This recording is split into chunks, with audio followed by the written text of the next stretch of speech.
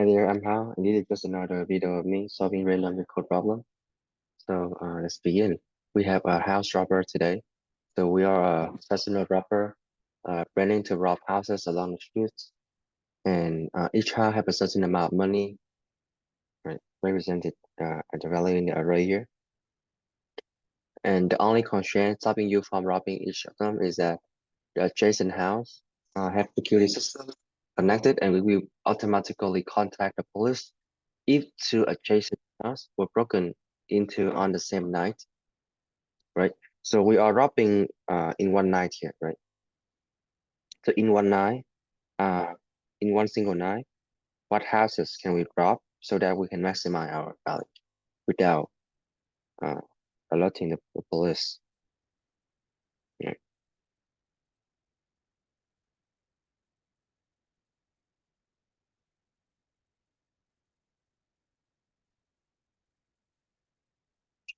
Right.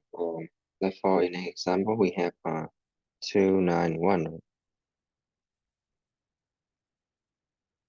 which is given 12, which is the maximum value. We cannot rob two adjacent house like this, right? It looked like we just looking at the even or odd index, right? But it's actually not the case. So for example, if you have an array like this, 42, 10, right? So this is 44,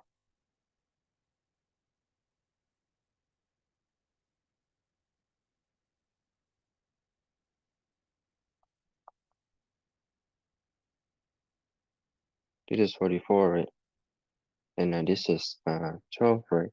But this is not the case here. It's not gonna be correct because the correct answer is gonna be 40 and 10, right? The house just doesn't have to be adjacent, right? But it can be anyhow. Like 40 and 10 is larger. If you were 50, larger than 44.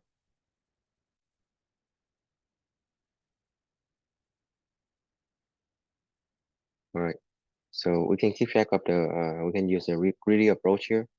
We can keep track of the previous max, right, and the current max.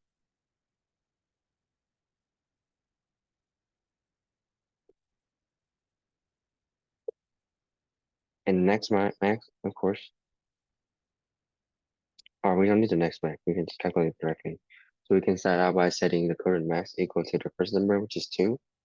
Previous max is 0, right? Because we know that we're going to have at least one element inside the array, right? And we start at the second element. So the current max will be equal to the max, or the max, uh,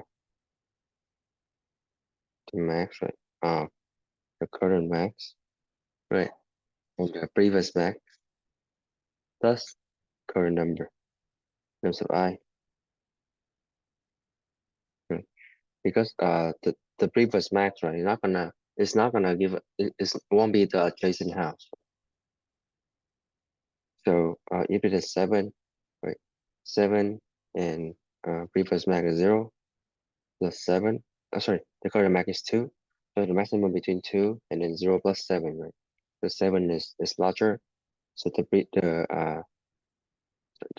current max becomes 7, right? And the previous max has to become the current max, which is 2. Okay? Yeah, and we keep going. Right. So you see like the previous max is here, right? And now we are at this number, right? So they're not gonna be like the adjacent houses. Right? So now we compare between the current max, right? And the previous max, which is 2 plus 9, which is 11. But it is larger, so we take 11. Oh, sorry. We update the current max, not the previous max. So this become 11, right? And we need to set the previous max equal to the current max. Like that. Okay. So now 3. My current max is 11. Previous max is 7. Plus 3 is 10. Right? It's smaller, so we don't care. We just update the previous max to equal the current max. Right? So the previous max was only one step behind the current max. Now 1, we compare 11 and 11 plus 1, right? Current max and previous max plus 1. So 12 is larger. So we set the previous max equal to the current max, and then set the current max to 12, right? And then we are done. We can return this, right? Let's try one more time with this array right here, 40, right? So is 40 larger or 0 plus 2 larger? 40 is larger, right? So we keep 40, right? And we need to set the previous max equal to the current max. Okay, now we have 4. Is 40 larger or the previous max is 40 plus 4, right? 44 is larger, right? So we set the previous max equal to the current max, which is 40, still 40, and we update the current max equal to the new maximum, 44, right? And then we go to the next one, 10. So is 44 larger or the previous max, which is 40, right? Plus 10. So it is larger, right? So we set the previous max equal to the current max as always, and we update the current max to be the new maximum 15, right? And then we are done, and then we can correctly return the current max. Okay, so we are doing in one path here, so that is O of n, right? And then the display gonna be constant. Okay, we just use like 2 to 3 points right here.